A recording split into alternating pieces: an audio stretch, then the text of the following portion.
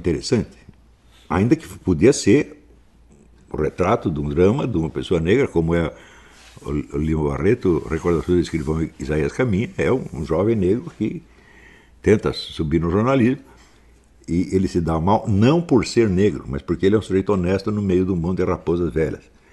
É o sujeito querendo praticar bom jornalismo sob a chefia do Arruinaldo Azevedo, um tipo desse. Né?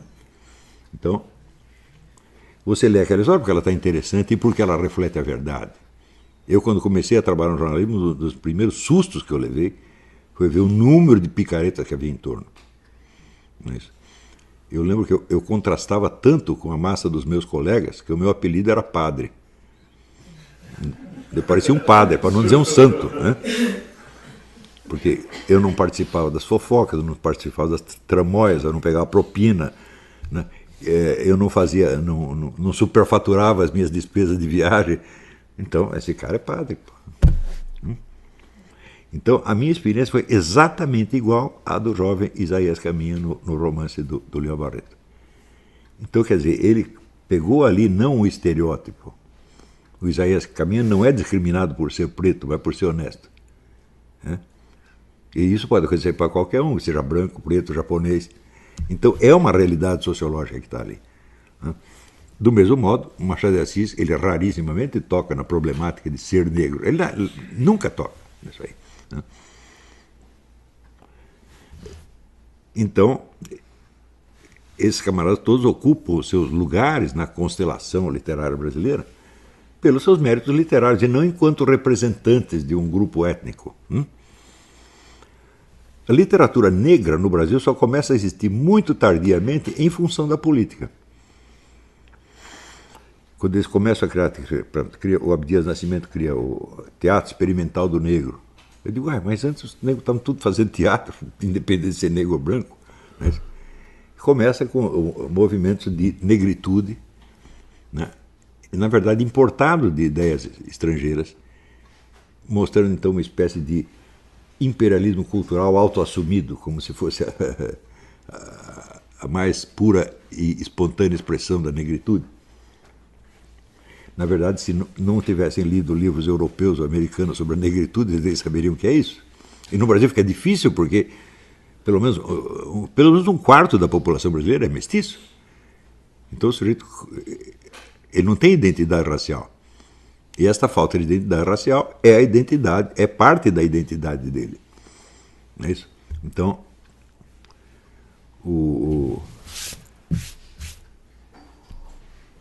tem um poeminha do Murilo Mendes, né, que diz que ele é um menino deitado numa rede que todos os ventos balançam, a rede é balançada de vários lados. Eu digo que isso é uma experiência brasileira real. Né? Quer dizer, você é herdeiro de inúmeras tradições culturais que você não conhece, não compreende. E, de repente, aparece a identidade negra e o sujeito é obrigado a assumir. E se ele é um mulato, eu digo, bom, ele tem 50%, 50%, ele pode assumir uma, como pode assumir a outra, mas uma delas é considerada imoral. Então, camaradas que não são pretos têm que assumir a identidade preta. Eu digo, mas é totalmente forçado. A sua identidade é de um mestiço. Você vê, na Índia, existe uma vasta literatura, não só de autores indianos, mas até de autores estrangeiros que moram lá, sobre a problemática dos mestiços. Quer dizer, o mestiço tem identidade de mestiço, quer dizer, ele não está aqui e não está lá. Eu digo, isso é a sua identidade, meu Deus do céu. E esta situação que você tem que explorar, porque essa é a sua realidade. Mas a partir da hora em que surge a identidade negra forçada por propaganda política, perdeu-se a noção da experiência comum. Então, se os debates públicos e a mídia, e a televisão, e o cinema estão só lidando com estereótipos, quando que vai surgir uma literatura que preste daí? Nunca. A literatura teria que refletir a experiência real das pessoas, prévia à propaganda ideológica. Isso é evidente que se o sujeito mulato assume identidade de preto, a vida dele mudou instantaneamente. Ele agora tem um apoio grupal. Ele não resolveu o seu problema da dupla identidade, mas ele amputou mentalmente uma delas. Ele não pode ver aquele pedaço. Então, isso já é histeria. Então, histéricos não escrevem bons contos, nem romances, nem peças de teatro. Por quê? Porque eles já vivem na ficção. Então, as condições, então, para o surgimento de uma literatura que reflita a experiência brasileira são, evidentemente, em primeiro lugar, o aporte cultural. Quer dizer, as pessoas têm que ter lido os mesmos livros e têm que ter a mesma referência para elas poderem se comunicar.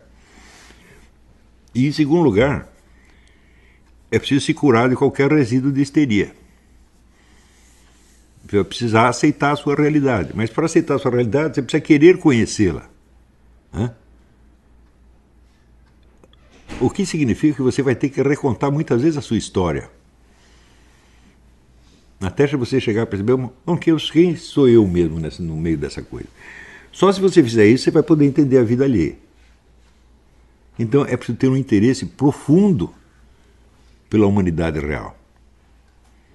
De modo que isso vai transcender, quer dizer, os estereótipos ideológicos, grupais, etc, etc.